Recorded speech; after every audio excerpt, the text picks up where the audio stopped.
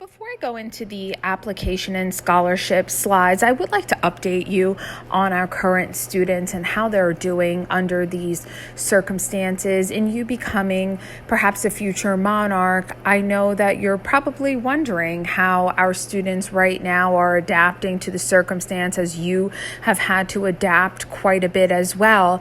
I want to let you know that our students have received monetary adjustments for room, board, and parking. So they haven't used those services over the semester. Adjustments will be applied to their outstanding student account balances, and then the remainder will be applied towards their fall 2020 semester. Seniors will then receive a check balance in the mail.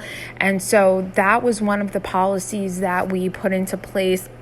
In addition, our students are involved in everything virtually, whether it be student government meetings.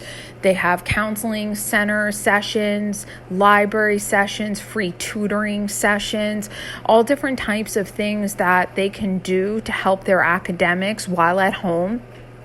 Also, what we have done is we have adjusted the grading options for spring 2020 to be more conducive to the circumstances. Our students are fully learning online, including science labs and engineering labs. However, we do understand that there are challenges of learning and living, and so we want to be able to put in a policy that will more adhere to them. And so the instructors will submit a letter grade, but then it will be up to the student how that letter grade is perceived based on many different circumstances and some exceptions to the rule for specific programs. So we do have a policy in place where they can choose how that grade is received on their transcript, and still counting towards their college credits if they so apply to their transcript. So it is really nice in that our students get to have some control